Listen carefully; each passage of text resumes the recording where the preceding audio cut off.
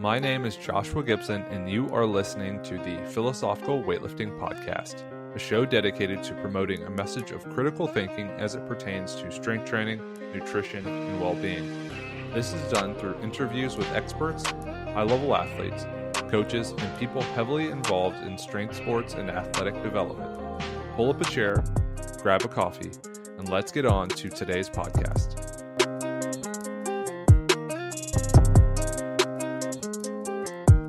Hello and welcome to this week's episode of the Philosophical Weightlifting Podcast. I'm your host, Joshua Gibson, and today I'm joined by two representatives for Uesaka Barbell, and they'll obviously fill us in with their details and all of their responsibilities and what makes them, a rep for Uesaka. So first, I'll introduce Matt Adamcheck, who was on the podcast previously.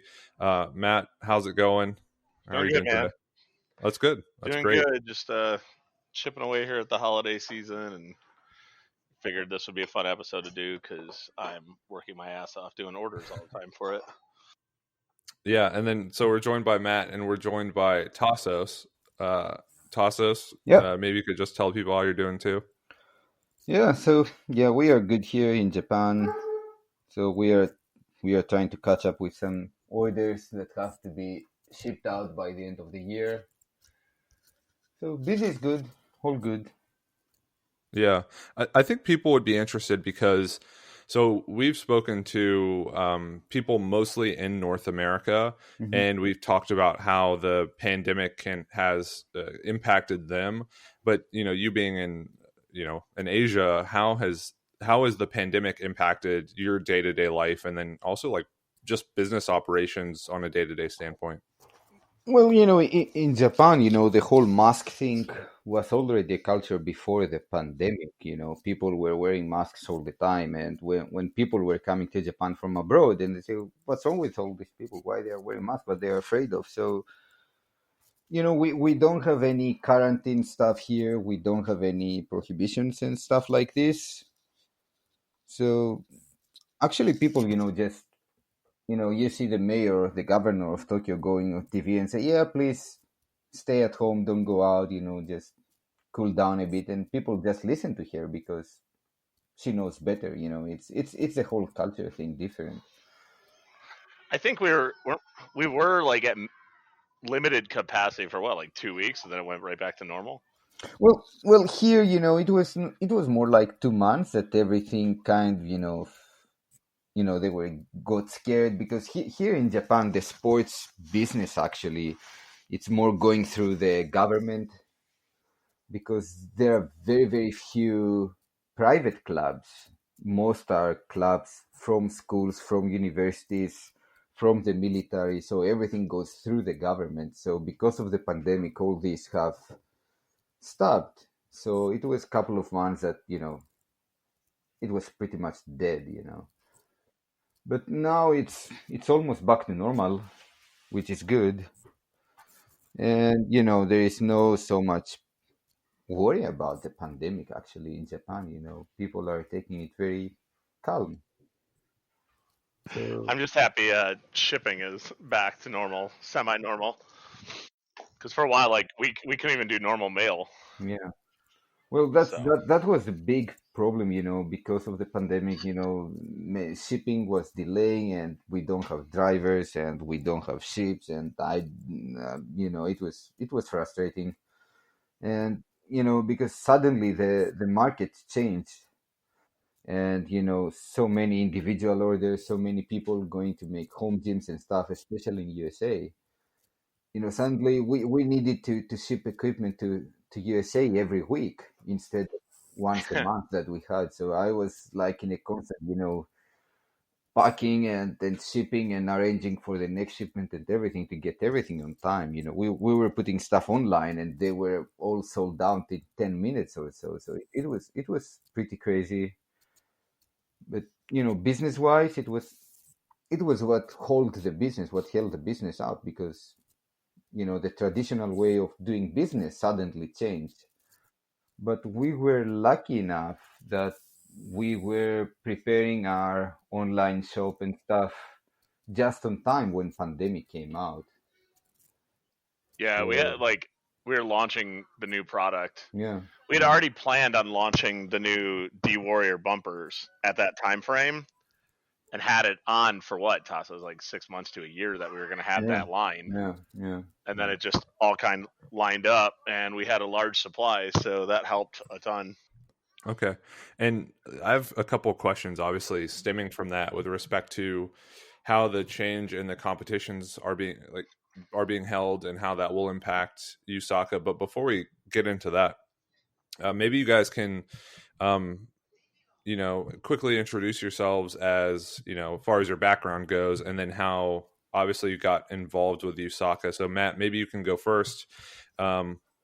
Again, if people haven't listened to the podcast I did with Matt, you should go listen to it. It was great, and you'll get to know a lot more about him.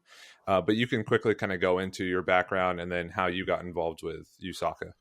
Yeah, my involvement with Uesaka was kind of just a lucky shot. My gym that I was running, 4-Star Strength, that I run. From a stupid question, actually. Yeah, I wasn't going to include that, but sure, yeah, we did go ahead and include it. You have to say that. You have to say that. Listen, it's a stupid question, but it's still cool, and I still think someone with lots of money would do it. Anyway, So I had reached out to multiple barbell companies because basically my problem was my gym was, and woe is me. The club was moving too fast. We were growing too fast. The equipment I had wasn't taking the beating of the growth. So our equipment was breaking, and I'm not going to go into like what brands or anything like that. It's just it was getting beat up like gym equipment does. And I was like, well, fuck it. I'm going to reach out to a bunch of companies and see if anyone wants to like sponsor my gym or like help hook me up or like take care of me because I'm a woe is me case. And so I reach out to like a couple companies. I literally just fall on flat ears. And like my mantra, if you listen to the other podcasts I did with you, it's like, take risks because you have to. Mm-hmm. And you're going to get denied. So I email these companies, I get nothing. And then I had known Anastasios like through Instagram and seen him and knew who he was. And I knew about Uesaka because of my coaches. They're always talking about it, always ranting about it. I was lucky enough to train on it a couple times because it was so rare here. But it was like this rare like I guess you'd compare it to like Beskar, right? Like Beskar out of Mandalorian, like this rare metal that nobody can get a hold of, and it's so amazing. So I was like, fuck it, full send. So I email and I message, and then like I end up DMing him. I was like bored on a pontoon boat with my wife and her family, and I was just talking about steel and making barbells, and one of like my brother-in-law, essentially, we were like talking, and I was like, what if we made like a barbell out of like an old rusted out like 67 Ford Mustang or something, and then like sold it as like the Mustang bar. Like they're getting so cliche. Like Rogue does every style of barbell now. They're gonna have like fucking all organic bar soon if they're not careful. And like so I messaged it, and I was like, well, let's see if we can do that. So I messaged Tassos. I was like, hey, you don't fucking know me, but like, could you make a barbell out of an old car? And we started chatting, and then like he saw the email, and we just started talking more. And essentially I went from just a fucking scrub asking weird questions to now I help run Uesaka here in North America in a bunch of different aspects. So ask stupid questions, everyone. There's no such thing as a dumb question. No, a question is a question.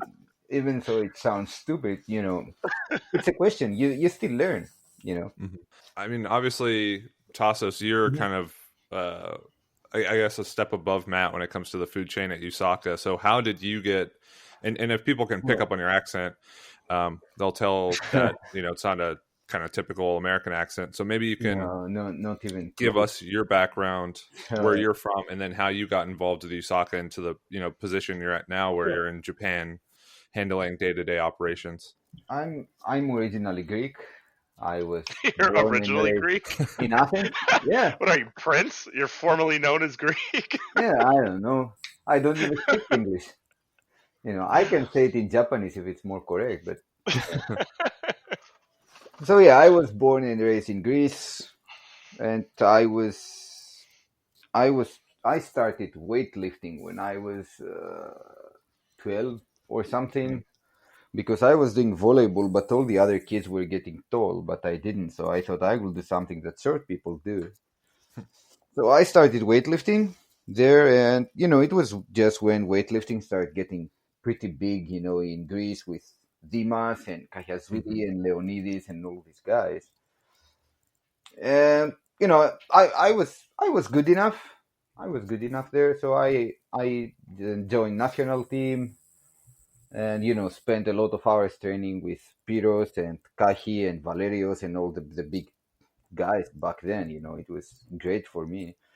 And on the side, I was helping the Greek Weightlifting Federation with setting up events because at that time, Greece was hosting many events like European Championships, one of the best world championships in the 1999 when it was like 20,000 spectators every group. It was absolutely crazy. And, through the years, I helped many events. And then 2004, Athens Olympics, I was the first loader. So then in the test event 2003, in one of the breaks while I was cleaning the platform, a Japanese guy came up and said, "Hi, my name is Uesaka. What do you think about our equipment?" And I thought,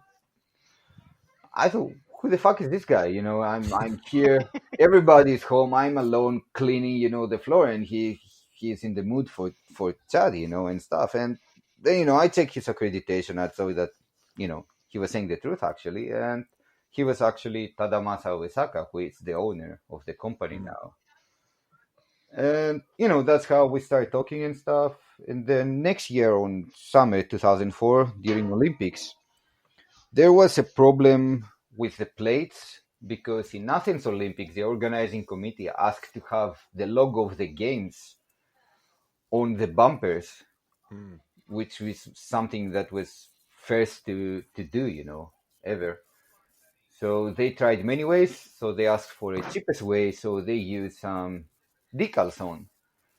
But because, of the very hot summer in Greece, all the decals start coming out just when the games were on time. So Tadamasa was there. He was putting the stickers on himself again. He was changing every sticker for every plate himself. And I just went there and said, I can help you if you want. I have nothing better to do. August in Athens, everybody is away to the beach. So I stayed there and helped him with this stuff. And that's how we got in touch. And then I made the Japanese girlfriend. And, one thing led to the other. And I ended up moving to Japan January 2009. And yeah, first, I didn't speak Japanese or anything, so I couldn't get a job in Uesaka, of course. So after around 10 months or so, Tadamasa called me and said, "So what are you doing now with job?" And I was just working part-time in McDonald's because, I need to have a job. So yeah, So I said, I'm just making low-quality burgers, And, he said, if would you like to work for us? An old guy that was working in the factory, he went to the Philippines. He had too much fun. He came back and died. So we need a person. So I said, I never actually heard the story of whose "Oh, really? job you took. Yeah, I never heard that. Well, I didn't take his job. He That's just funny. let the vacancy for me. So yeah, and that's how I entered the company. Just from the factory. I remember my first day in the factory. I was making dumbbells and badminton stuff. So yeah, and then I was like all-purpose worker in the factory, going out, setting up equipment in the factory, doing stuff, carrying stuff.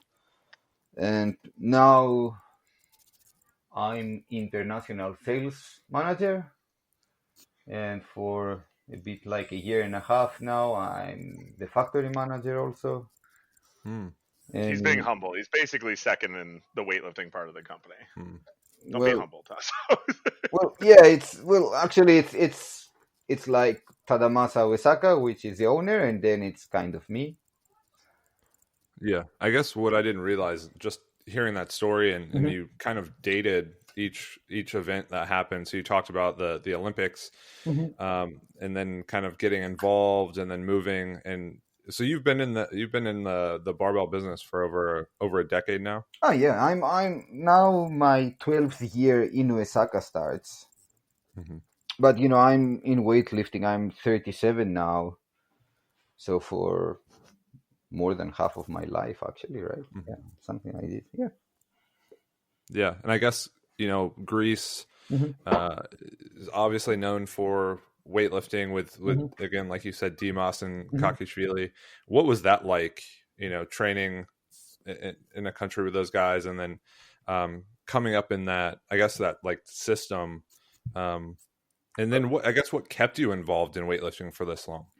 Well, this these guys, I cannot compare myself with these guys, of course, and they were like a very different team from all the others. They had different programs, different everything, but just to have the chance to see these guys, how they train and what they do, and be able to talk with them and get advices from them, just this, it's extremely motivating, Mm, and when you have the chance, when you are in national team and you feel like you want to represent your country, it's also an extra motive to do it. So then I just purely liked weightlifting. It was nice. I didn't have to run. What was important for me, because I hate running. So go there, lift weights, getting stronger. Beating everybody at school. Why not? yeah. And just out of curiosity, what were your best numbers, like your best snatch and your best clean It and was jerk? 85 body weight kilograms, Hmm. and it was 162 and a half, 205. That's pretty good. Yeah. Not comparing to Dimas, he was always Yeah. like, yeah, he never left, a competition. He said, yeah, I need to get points for the team. Yeah, Hmm. fucker. Yeah, so we'll obviously talk more about you guys and your involvement with the company, but maybe you guys could, for our listeners, give us a background um, for Uesaka, like how as far as you guys know, like how did the company start? What do they do? How have they lasted this long, and kind of like where are they at now? Sure. Maybe I can talk about that, Matt. Maybe, Yeah, right? I would Yeah. hope that So, you will handle that. You know way more than I do. yeah. So the company was established in 1929. Hmm. Yeah, almost 100 years now. From the grandfather of Tadamasa Uesaka now, and the start of the company, actually, it was doing more of track and field equipment, and then it was basketball goals equipment, and since then, it was then everything: playgrounds, slides, swings, Hmm. uh, whatever. If you see, we have the Japanese catalog. Matt, have you seen the Japanese catalog? Yeah, I have it. Yeah, I Yeah. have it. It's like a So million yeah, different it items. has everything. It's kind of like I think I said, Josh. It's like how like Spalding is here. Like Oh yeah. you go in like a Dick's Sporting Goods, and Spalding makes like 17 different sports pieces of equipment. That's what they are, kind of over there. Hmm. Yeah, we make trampolines. We make. I don't know if you have heard about Yonex company with the badminton and stuff. Hmm. So we make equipment for Yonex, which is Japanese company. So we make them. So actually, we are, even in this day, we are an ironworks factory, Mm. and we are specialized in sports equipment, and we are even more specialized in weightlifting equipment. But we have been doing weightlifting equipment and free weight training equipment since the 30s, actually. Mm.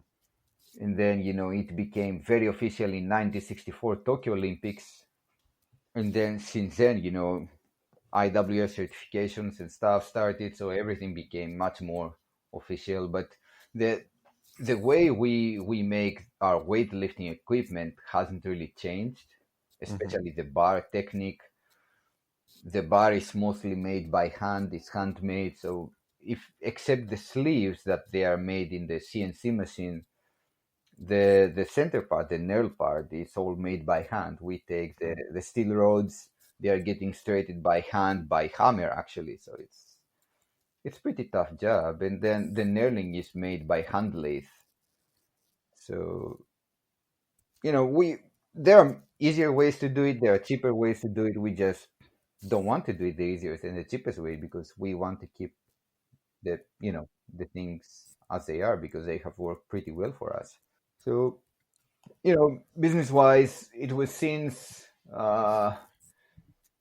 Barcelona, no, since Seoul Olympics. Then for the next 6 Olympics, 5 Olympics, it was all made with our equipment. And that's because the things were working differently at the time. The organizers were able to choose what company they want to use, and it wasn't more like company allocation that is happening nowadays. Hmm. So for example, when I talk with Piros, he is saying that he took all his Olympics medals with our barbell. Hmm. So even though he cannot say it now because of all the sponsoring stuff, he really believes it. So yeah, it's good for me to know. But yeah, we just don't want to take shortcuts. We don't want to make our things cheaper. We use Japanese steel, the best quality Japanese steel, and all the parts are Japanese, even the bolts. The only part of our equipment that is not made in Japan is the rubber part, and that's because uh, to make something by rubber in Japan is extremely expensive.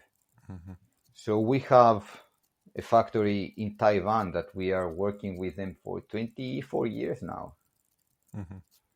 So, it's quality wise, it's in Japanese standards, and they're actually, pretty amazing. And they are pioneers in many techniques like our custom made plates that no other company is making them the same way. Hmm. So, we try to evolve and make our equipment up to date, but we are still, keeping our standards high Hmm. because we want to protect our brand, no matter what. It's quality to quantity. Yeah. And I'd be interested because Mhm, off air we talked a little bit about mhm, supplying equipment for the bigger competitions and being IWF certified. mhm, Uh, People might be familiar, if they watch these major events, they've seen Uesaka equipment, and mhm.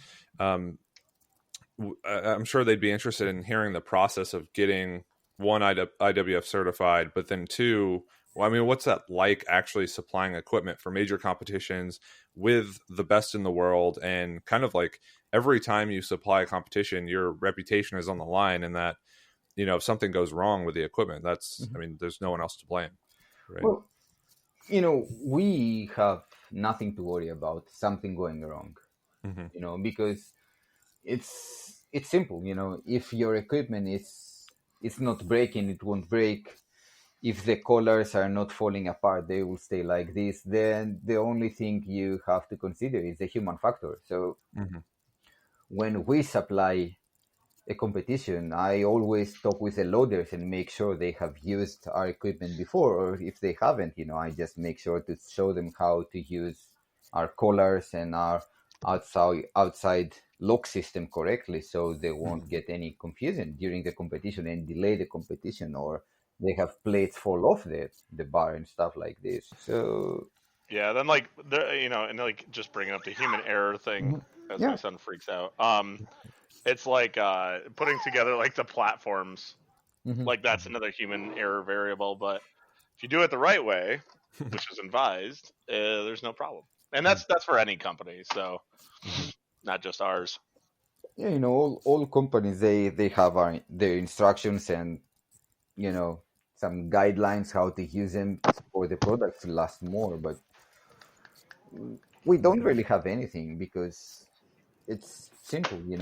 if you buy a platform, okay, we will have some instructions how to set it up, but there are no instructions like, how hard the concrete underneath should be, and in one temperature you need to lift and stuff like this. It's this kind of equipment supposed to be like all-terrain equipment, right? Hmm. So yeah, and that's why when we have some issue, any kind of issue, we are not really talking about it too much. We just say our mistake. We replace what problem you have. You have a problematic bar for some reason. I don't know, because sometimes, like plating can have an issue, or there can be markings during shipping, because, shipping sometimes guys, they don't really fond to carry heavy stuff around, so they just throw them Yeah, around. we've had our fair share of those problems, Yeah. So as every company has that's in the barbell game. I think one of the things, Josh, that I like just because of the personality I am, is that like Usaka's not afraid to like stand behind their product. Hmm. And like if something does go bad, like I've always been advised by Tassos or Tadamasa to just be like, yeah, no, that's not how that's supposed to be. Like, let's get that fixed. Hmm.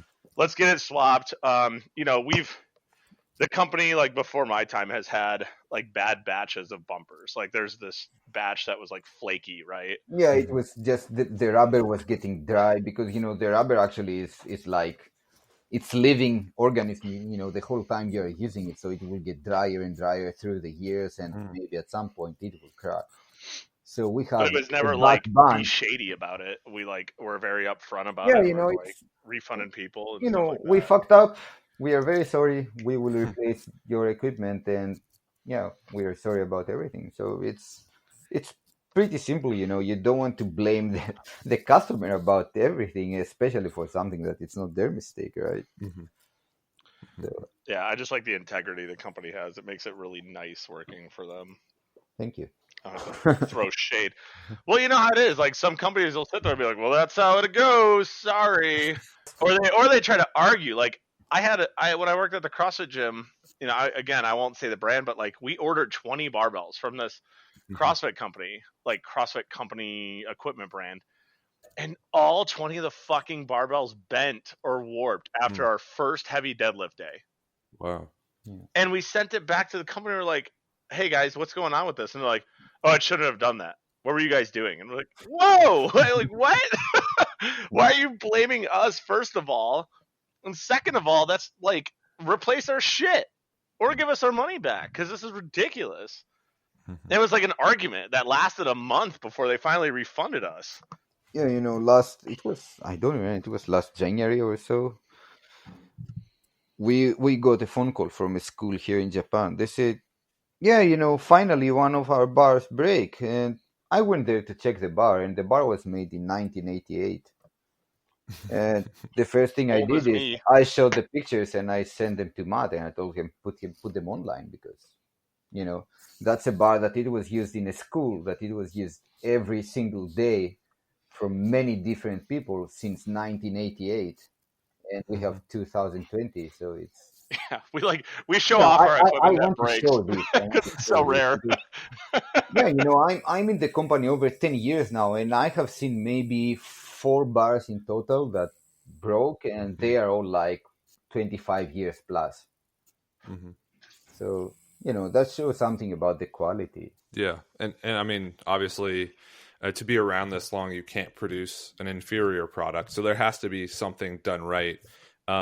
So, kind of the next part of that Mhm. question was just the whole process of getting IWF certified, being Yeah. able to produce or provide for these major Mhm. competitions.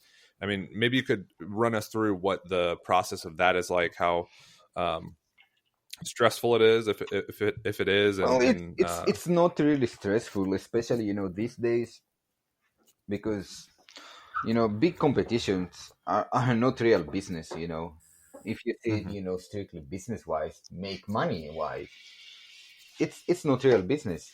It can be good for marketing reasons, but the way now social media works, you don't really need a big competition to do something awesome with your job. Of course, it's good, but you have to put the welfare of the company above everything, because we pay 100,000, not just Uesaka, all the barbell companies. We pay $100,000 per year as certification fee. And then, when a country is having a competition, they ask the best price possible. So some people, when they ask the best price possible, they actually ask everything for free or almost free. But then IWF is coming on top and they say, okay, so since you're doing this world championship, you have to pay us $50,000 extra. So, every margin you have for profit is just going down, down, down, and down. So, Not to mention like the small cost to the company of like sending people, having hotels, flights, all that stuff. It just gets diminished. yeah, it's, there is cost, and there is stuff that you have to pay here and there the whole time, and it doesn't really worth it to, supply competitions anymore, especially Olympics. Olympics are crazy now. Everything started with London Olympics. This is when the system changed. This is because until Athens Olympics that we were supplying it, it was actually business. The organizing committee was buying directly the equipment from us in not the retail price, but it was business. And then suddenly things changed, and we had to pay fee to IWF that is not a standard fee, so it was actually something like a bidding. And then the equipment also had to be offered for free. So the business element was gone because you were offering the equipment for free without logo. It's I'm happy when I can supply a competition. I'm really happy. I really do. But we have to put the company welfare on top of everything. Yeah, I guess that's something I never considered is, before the kind of social media age, good marketing was having the equipment at the major competition. Yeah. So when, everyone sees it or all the videos are taken, they're able to kind of get around. But now people see the equipment every time they just open up their phones. Yeah. So how has that changed the way a major, well-established barbell company operates when, social media is always there and it's like kind of at the business's whim to be used in whatever way, necessary? Well, now, before the whole social media and everything, and how easy is it now to show your equipment and stuff. People thought Uesaka is something that it's way too expensive to approach, or it's like when I want to buy a car, I won't go to a Ferrari dealer because I know I cannot afford it, right? So people were confusing us that we are something that they cannot reach. But now with all the social media and everything, it's very easy for us to show how you can get good quality equipment in a normal price. It's Yeah, I think part of the issue is people also like didn't think they could even get us. Yeah, well, we that's the no thing. presence. Yeah. People thought that we are more like the ASICS weightlifting shoes, only for Japan. Yeah, A mystery. yeah. But social media helped us a lot to open our company to the world. To the more how to say, individual kind of orders and stuff like it. Not only big national teams and other professional teams and universities and stuff that we are doing in the USA for many years now, but everybody can actually, purchase a Uesaka bar and some plates, Uesaka plates, and use them in their everyday life, in their gym and or everywhere, or in the garage. So yeah, when I took over the Uesaka like social media stuff, Josh, it was like that was a nightmare in itself. I think we'd agree, yeah, Tassos, right? yeah. But whatever. But like one of the weird problems that we had was like Tassos was explaining is like anyone that was somebody in the sport, quote unquote, like knew who our brand was. Yeah. So we had a lot of elites using our company. You have Jenny Arthur Norick. They trained at the OTC on our equipment. Ortizio, like everyone that was somebody or is somebody that's trained at like the OTC or these higher level meets, they know Uesaka. And they like want to lift on Uesaka. Yeah. But like anyone that's new, so you have like this pyramid, right? You have this pyramid of sales, and like the elites, the best thing about elite level athletes is, guess what? In our sport, they usually don't have money. And there's also very few of them.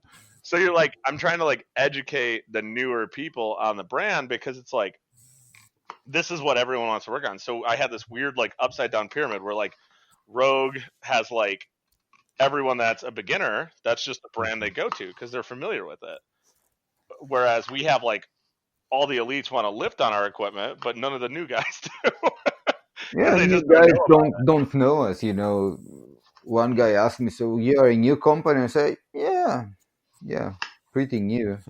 Yeah, I've had people ask that also on social, like, when Yeah. when do you guys come around? It's like, what, Yeah. bro?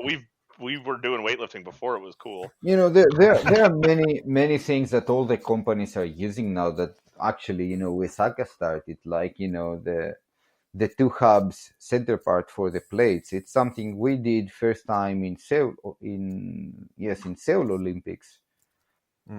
Because if you remember, until then, for example, the Lakers at the time, they had the big steel square part in the rubber. So when the rubber was breaking, the steel square was coming out. So we did it first back before Seoul Olympics, and then everybody did it. And then few years before, because we were making all this whole black plates, training plates, and it wasn't easy to see for people to understand the weight. So we said, yeah, let's put a colored band around, and we put it a colored band around, and now everybody's using it. There are things that we have done with our equipment, like our bars. Our bars, they are very unique because we are the only company that we are not using bearing in our bars. So that's why the spin is much more controlled, and there is nothing to break actually. The bearing, no matter how good it is, it doesn't cost more than $4 a piece, and it has a limited lifetime that it's not so big. So our bars, with not having any bearings inside, we exclude, all these, I would say, weak spots. Can we do a PSA right now, Josh? Yeah, yeah. Go ahead. Like a PSA to the world that walking up to a barbell and spinning it, and it's spinning real fast, does not dictate it's a quality barbell. That's like one of my biggest pet peeves I've seen people do my whole career. Yeah. I actually wrote a blog on it. That's how angry it makes me. I wrote a massive blog explaining barbell mechanics. Yeah, I get so disturbed, when I'm in the competition hall and I see coaches coming in and go with their foot and step on the bar and try to spin it to see if it's a good bar, and I just want to take the bar and put it up their ass. Yeah, so annoying. Yeah, it's so annoying, It's like, because when I was stepping on the bar, my coach would throw a collar to me. And now you see all these guys, they just keep their hands in their pocket and they use their feet just to step on the bar and try to spin it to see if it's a good bar. And it's just so disturbing, because they just show that they don't know actually why a bar, if it's spinning fast, is a good bar. I don't understand it. You see a bar with high rotation, for example, when you snatch and the bar is going up and the plates are still rotating to the back. This is all, problems that, it will affect your balance. It will affect your wrist. It can cause more stress to your wrist. So, and now, for example, I know another IW certified company that I don't want to say the name. They try to make their bars to spin slower. And when I saw this, I said, yeah, probably they use some O-ring or something. And I just spent 30 seconds to disassemble their bar because that's how hard it is. And I found an O-ring inside. That's how they were trying to speed down the bar. So yeah, not so good. We've had like people like, especially with the equipment shortage, like people are buying Uesaka bars that have literally like that are getting into weightlifting, Yeah. Mhm. and they're like, I get my bar and it's not spinning, and I'm like, I have to like sit down and explain. Yeah, put some olive oil. Like I have to like explain to them that like, yeah, it's like a Uesaka barbell is very unique. It does not free spin crazy on the ground, and then like explain to them, which I'm fine because I'm okay with educating people. They are lucky they didn't buy a Uesaka that bar that it was made until 2004 because they would miss a finger in the first lift. Yeah, the knurling. Yeah, that's the only thing we changed since then. It was we just made the knurling a bit smoother because it was very rough and some sissies were complaining. I actually picked up, and I told Matt about this. Mhm. I picked up a 2012 Uesaka bar from a guy, and so I was looking around on the internet to learn more about it and how to take care of it and whatnot. And I didn't understand the difference in rotation, the difference in how the bar was constructed. To have that controlled spin. So I know you guys touched on it a little bit, but maybe you can go into more of the details on like how a Uesaka bar is put together, why it's made the way it is, and why, you know, it's because that is different from every other company, right? Yeah, it's completely different. And T, you want to it's go not- like to the level of like what our steel is? I mean, I personally think this is a great opportunity to have a resource for that if people are really interested, instead of looking around on forums or trying to navigate. No, you the should always interwebs. trust Reddit. Just whatever Reddit says. yeah. We get our You know, steel from broken down Japanese TVs. yeah, and you better check it for radiation before you use it. You know, the bars we are making actually they are made based in non-maintenance need policy. That's why you cannot just disassemble a Uesaka bar like you can disassemble another bar. If you want to disassemble a Uesaka bar, you will have to destroy it because the end caps of our bars they are around 5 centimeters thick. I don't know how many inches this is. It's thick. It's a thick screw, and we put it on with a steel adhesive, so it's not coming out. So and we are making like this because supposedly there won't be any reason to want to break the bar. You know, probably John Bros have told me, I'm still waiting for my Uesaka bar to break down so I can just have an excuse to break it open and see what's going on. It's very, very simple to make it. It's just the material is good and it's make it too expensive. And then the accuracy is so close that, again, it makes it too expensive to make because accuracy means time and time costs money. A friend of mine from Malaysia with Chinese ancestry, he went back to China and he went to one of these barbell companies and he asked them to make one Eleiko replica and one Uesaka replica. And they said, we can make the Eleiko replica in 1/3 of the price, but for the Uesaka replica, maybe we can do it, but it will be probably more expensive than the original one, because it just takes time. So, in nowadays, it's not about using a secret recipe or a secret weight or, there are no secrets. Everybody can find out how we make it. It's nothing secret. It's just the amount of time they have to put to make it that makes it expensive. And when other companies are thinking about, let's make it cheaper to have lower costs to make bigger profits, they cannot really follow us in this way and this quality. Yeah, I mean, it's like, one of the cool things about the company that I just nerd out on is like our steel is literally like Tassos can tell you where the steel's sourced from. He can tell you where the forge is. It's from Osaka. It's from the Kansai area in Japan. So the steel is special Uesaka recipe. It's actually what we called Hagane in Japan. Hagane is the same steel source that they used to make katana, and they used even this time to Mm. make knives. So we use the same steel to make the center parts for our plates, actually. So we get 2 meter long rods that they're around 800 kilograms each, and we slice everything in our factory and we carve everything in our factory. So Mhm. when you hit this metal together, they just ring like a bell because it's so amazingly clear. So Yeah, I think, and that's another thing is like even our factory. Our factory, I think when people think of like barbell companies, they think of like these massive, long, like Mhm. operations, and whether it's Lico, whether it's Rogue, whether it's again faster, it's like they think this is some massive operation. We literally we have what, like 6 or 8 floor employees there, and it's like the space is not gigantic. now in the factory, we are, uh, yeah, 6 including me, and 2 bars for the guy, for 2 guys for the bars. Yeah, so it's like it's small, and it really does show like how Mhm. small scale we are.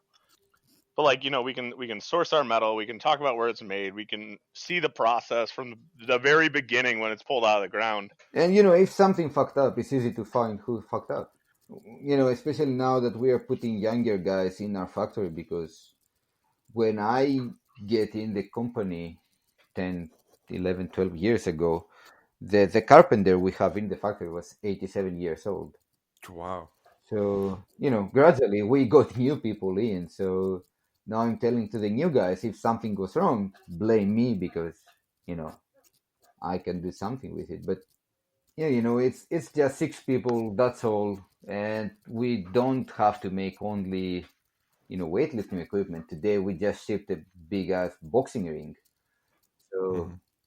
it's 6 people to do a lot of stuff. And people are thinking, like, because now, for example, Rogue, that has big inventory, they just ship thousands of bars per month and stuff like this is something we cannot do. Our capacity for bars, we can make around 100 to 110 bars per month. That's all. Mhm. We cannot make more, because it's impossible to make more the same way we are making them now. So we are very different than the rest of the companies. We don't have huge assembly lines and stuff like this. It's everything, a big organized mess in the factory, actually. Well, what I appreciate about it, just listening, kind of as a weightlifter, as a weightlifting coach, someone who uses equipment daily, I just appreciate how intimately you guys operate with the company and with the equipment itself. Like knowing that I can obviously talk to you on this chat, and you're in the factory. I think there you can just rest a little easier knowing that it is being handled by a smaller number of people you can talk to if you Yeah, need to, instead of another factory creating it, when someone puts in an order and then it's shipped and there's no like changing of hands. It's just from like one place where there's no communication at all to your doorstep. Yeah, I mean, I just respect that for a barbell company to put that time in and to make sure there's that quality assurance. thank you so much. So Yeah, rest assured, pretty much I'd say every barbell Tassos you've probably touched at some point actually. So Yeah, actually, I touch everything coming out now. So mhm. yeah. Yeah, and then maybe just quickly, you guys can talk about the reason why Uesaka has used that kind of, I guess, dry rotation. Why there's the difference between that, and then is every other barbell on the market they use like a bearing or a bushing? Is that like the only thing that Uesaka does as a company is use the dry rotation? well, not we this was decided before I even entered the company. But it was decided many years ago to go this way to make our bars, because in Uesaka we want to do things different. We don't Mhm. want to copy the rest. And like people saying, this company is doing this kind of bar, you're not going to make this kind of bar. And no, they're making, why you should make it too? We will make something else. So we want to make something different and something that would work better. Mm-hmm. And so, by checking what the other bars are giving and what the athletes, and because for example here in Japan, we are working very close with the national team and the Japanese Institutes of Sports, and every new type of equipment we have, we take it to them, they use it, and we take the feedback. Mm. So most of these guys, they are sports scientists that they are pretty clever and know many stuff. So we have a good feedback. So it was advised from guys like this many years ago that a bar should have a slower rotation so the athlete can control the bar and the bar won't affect the balance or cause some injuries on the wrist or the elbows. And then we not again not we but back then in Uesaka they sit down and thought about how we can do this, but without damaging the quality, Mm-hmm. and that's how they figure out the way to make the bar dry metal the way they make them now. Yeah, I think, and it's the biggest thing is like our shit just doesn't break, man. Mm-hmm. Well, Like it yeah, just doesn't. actually, yeah. Or if it does, it's like super rare. And like from a gym owner aspect, and Josh, I'm sure is like a coach, like it's just exhausting having to like maintain equipment and like clean out barbell shafts and rip them down and break them up, like oil them out, all that shit. The bumpers chipping away, flaking, losing color. Like it was so frustrating as a gym owner having to do that all the time to actually properly maintain my equipment. Yeah. And it's just one thing with Uesaka, like customers really, it's low key. Like wipe your shit off when you're done and you're pretty much good.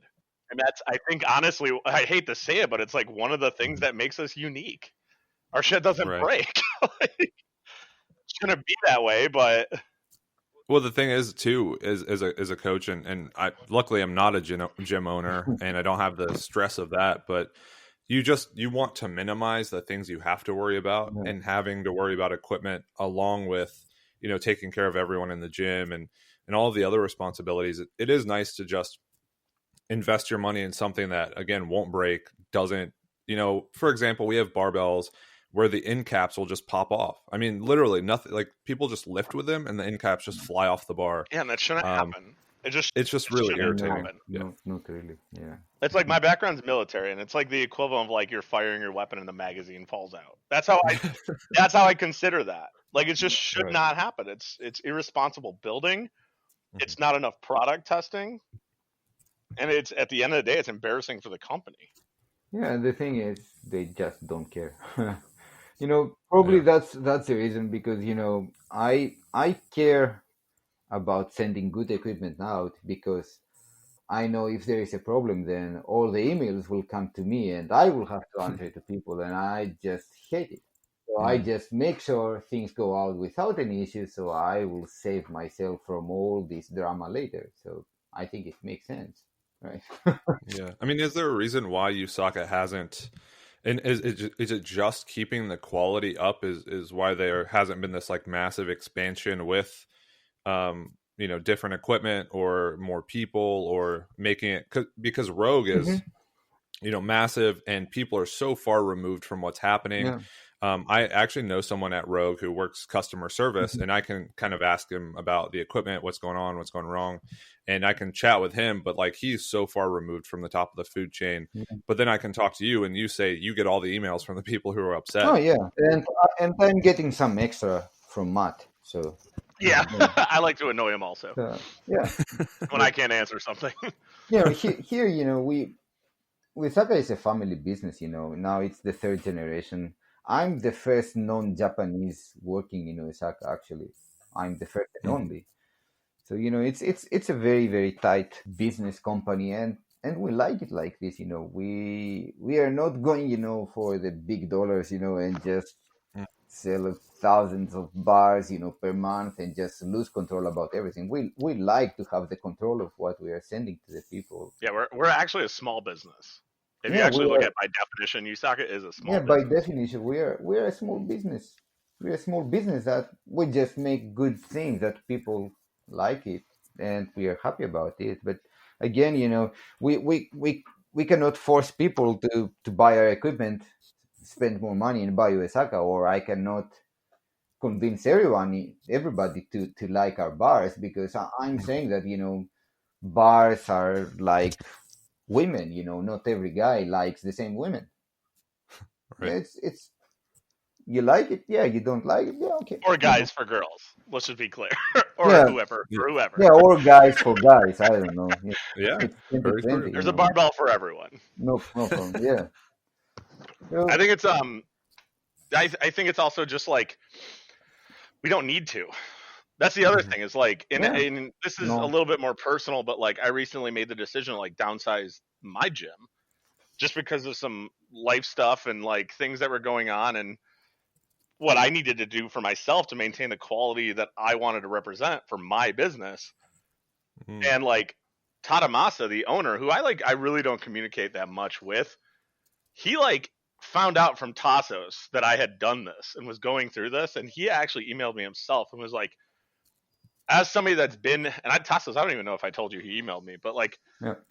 as somebody that's been in this barbell business and seen these other companies go big and want to grow, and the quality go down, down, and down, I really do respect you for making the decision to stay smaller so you can maintain the high standards that you have instead of just looking at dollar signs. And like that was super cool just because, he's my boss that I rarely talk to, and he actually like emailed me on his own.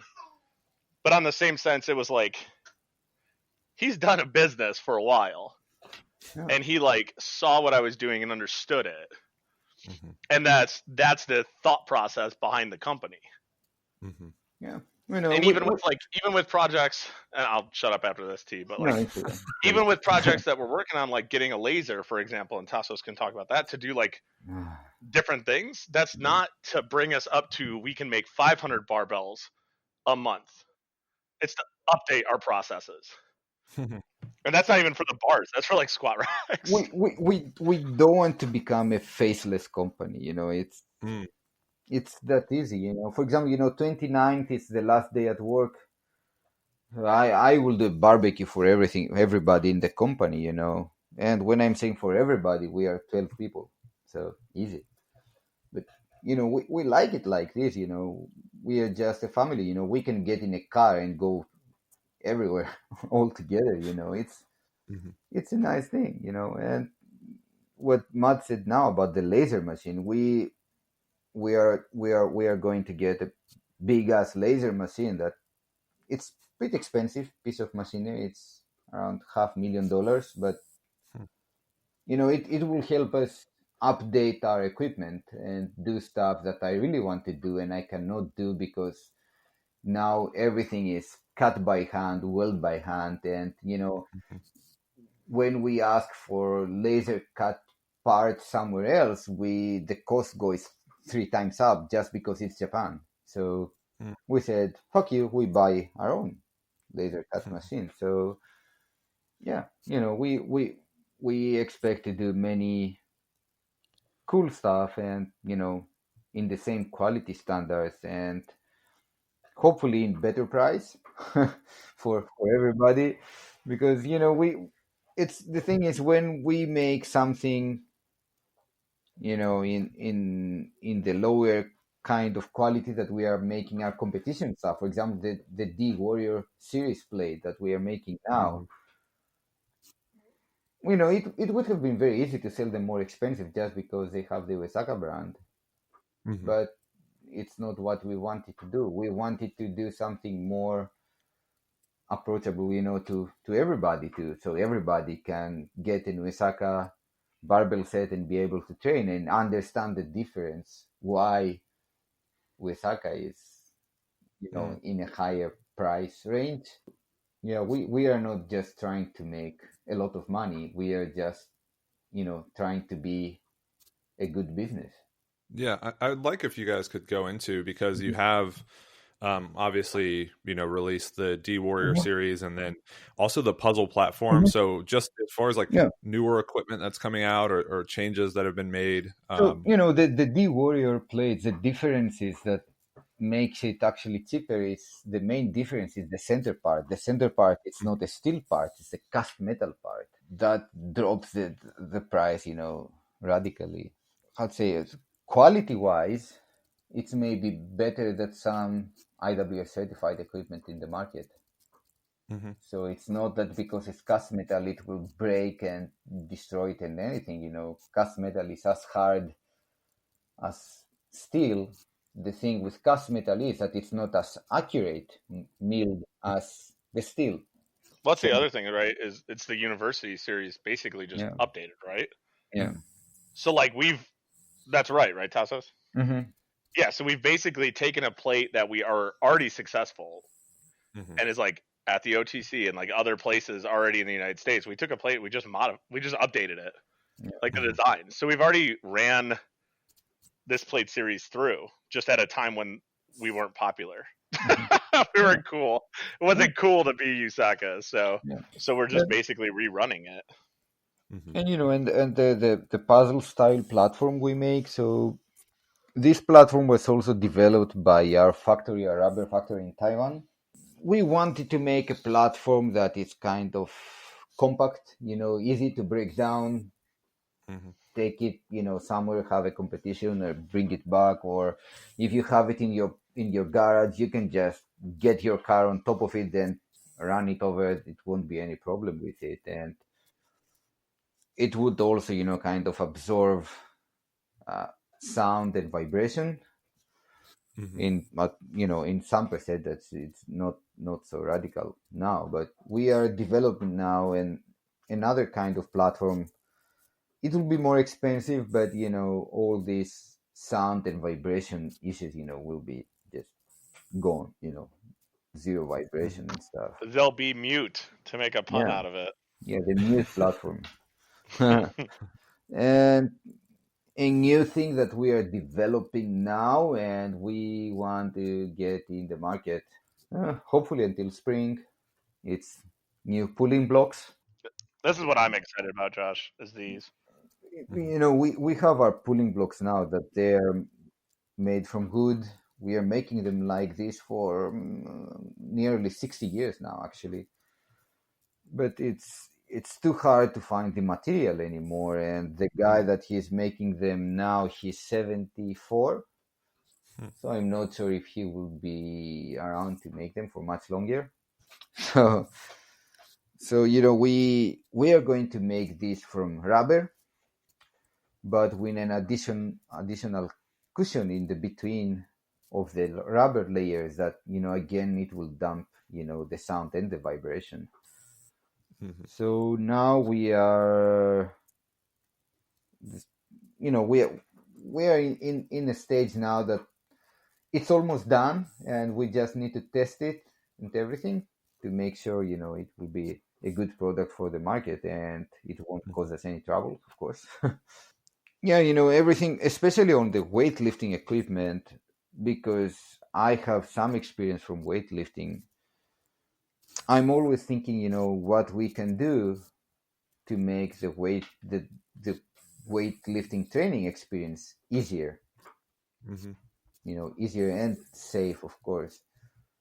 So, but the other thing that we always think is let's do something that the others are not doing it. Mhm. Because for example, people are asking us now why you're not making cheaper plates, and I say why make cheaper plates? There are so many other Mhm. companies making cheap plates. Why should we go Mhm. make cheap plates? It doesn't make any sense. So, or why you don't do an open trap bar? Eleiko did it, Rock did it, American Barbell did it, and I said, so you have options. Why should we make it too? And another thing people are asking me, and I really don't understand why. They're asking me what is the tensile of tensile? What is the Tensile strength? strength. Yeah, Yeah, man. That's your of flex. the bar. Yes, I have no fucking clue. Why? How much are you going to load to the bar? Or If the you break it, durometer I will rating. think. You got to get the Yeah, durometer rating too, bro. Yeah, break the bar and I will give you a new one. I promise. I have no fucking idea what the PSI is. Really, really. I don't know what difference will make to someone this kind of information. It doesn't make any difference to me. If you want to make, to put down specs and stuff to make something looks, like it's very deeply thought about, and stuff. Okay, you can put any kind of crap. I can find a lot of crap to write about our bars, but do they really make any difference to the lifter? We're just gonna put that it's all organic. That's our new approach. Yeah, That'll get people on board. yeah, it's Yeah, vegan. well, I think It's vegan. when people see those numbers, like at least from my perspective, they assume that they equate that to better or quality. It's like, okay, you have 200,000 psi and it's this and that, it's all needle bearing, whatever, and it's like, okay, so it stands up to an Eleiko bar, therefore it's just as good. Yeah. So I think a lot of people use that to kind of measure bars against one another. yeah, And so it's interesting hearing you talk about it from like this different perspective. Well, it's like the weight. That's the thing that's frustrating about it. It's like, okay, cool. So yeah, it'll hold up to X amount of weight, but when you actually look at the X amount of weight, 99.9999% of the people aren't going to get anywhere near that. Right. So it's like, why? Why do you you care? can't even fucking load 200,000 kilos. Exactly. You can't, like, half Seriously, the weights that it takes. You have to use steel plates, right? Because they're skinnier. You're not going to Yeah. fit bumpers on it. I'm telling you, if they break the bar, I promise to send them a new one. Is Yeah, that good it's enough? way easier to go by that. Yeah, just that put this on the promise. specs. Just put this on the specs.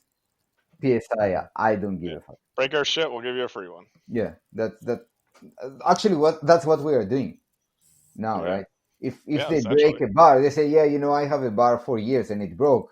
I will say, I'm sorry, I will send you one new bar, but I promise you, it won't happen. Yeah. But yeah, it's what you said, Joshua. People, for example, one company put up that our bar has this kind of PSI and this kind of specs, so people put this as a standard, and then they try to match this up to see what is good and what is bad, and that's because people are not educated about equipment. Barbell should be like tax records. Like, barbell companies should have to like present how much equipment is broken. Yeah. Total sales and total breaks, and that should be Yeah. what they have to publicly announce. Do you know what happened in the Rio That'll Olympics? flip the game. I In don't the think. Rio Olympics, they had to change the competition barbell set every fucking day, and Yeah. So actually, I think we've covered a lot. I mean, we've been going for over an hour, and we've covered Uesaka from kind of start to present. But a question I'd be interested in asking, not so much because of what's going on in the IWF, but given the change in the way the Olympics has operated this year, being moved, to 2021, and then also the reduction in the number of weight classes in 2024. What do you see happening? Like if say weightlifting is dropped from the Olympics, or there are some major changes, does that impact the way Uesaka operates at all? But by the way, I'm also the field of play supervisor for 2020 Olympics. It's a part-time job, so well, for us, it won't make big difference. Because even if they take it out from the Olympics for one Olympic cycle, it doesn't mean that all the national teams, will stop their weightlifting, teams and everything. Everything will be there. They will be kind of standby until we are back in the game. I believe it won't happen for many different reasons, but even if it happens, I don't think it will have any impact on us because, especially for us, people are not buying our equipment because it's IWF certified. They buy our equipment because they know the quality. For example, we do big sales amounts in USA in big universities. They don't care if it's IWF, certified. Right. It's because we give them what they need. We make, we sell equipment in the UK the last few years in clubs like Manchester City Football Club, the soccer stuff, Mm-hmm. They have the money to buy anything they like, and they bought our equipment not because it's IWF certified. They bought it because they were going for the best. So, for us as business, it won't affect us if if weightlifting is out of the Olympic program. It will be extremely sad for me, especially as a weightlifter. Mm-hmm. But business wise, it won't cause us any problem, because as we said before, we are not a company that we are based on supplying competitions and events to. Mm-hmm. Yeah, Yeah. I think people, schools, teams, they're still going to need gym equipment. Mm-hmm. Yeah. So it'll be flex, right? But like right now, like you learned from the beginning of this conversation, like that IWF is not, it's not in partaking like the biggest branding we have. Mm-hmm. So No. Mm-hmm. I think we'll just stick with making quality equipment that doesn't break, and the rest will do its job. Yeah. Right. Well, I think this was one heck of a chat, and I think a lot of people listening will not only know Uesaka better, but then also know Tassos and Matt, know you guys better. So if they're, I mean, I for one am just more than giddy about getting some Uesaka equipment now. So if people are interested in checking out what you guys have to offer, one in the US or two internationally, where can you direct them so they can check out the bars and bumpers and all of that? Yeah, anyone looking to purchase can go to UesakaBarbells.com. The website there will have what we have available. We get shipments every month, is what we've been going at. So it does Yeah. come from overseas. So Mm-hmm. even if we are out of inventory, you can just email me at m.adamcheck@gmail.com, or just email the Uesaka page, and I'll let you know when equipment is coming. And then our Instagram, obviously, at Uesaka Barbell, and then at Uesaka North America, which my athlete Caitlin runs. Tag You, us. you have to say it correct, because people are putting E, so it's Uesaka, right? With Yeah. you in the start, Sorry. you in the beginning. Yeah. So, um, so that's where you can get everything, and then there's multiple gyms out there that have our equipment. So even if you wanted to try before you buy, feel free to reach out to me, and I'll let you know of a gym near you that has the equipment that I know of. Where can they follow you guys personally if they want to keep up with 4-Star and Oh, then top? my gym's at 4-Star Strength on Instagram, or my Instagram is pretty dead right now because I'm resisting the urge of just posting videos of my son giggling all the time. It's at Coach_Adamcheck is mine. and mine is, it's my full name, Anastasios Pappas. You can find me on Instagram, or Anastasios226. That's my birthday, of course. Mm-hmm. So I don't post much, but I post sometimes, some Uesaka stuff related. So yeah, would be nice. And if anyone has any questions about the equipment, about anything, they can just reach me, from Instagram, and ask me whatever they like.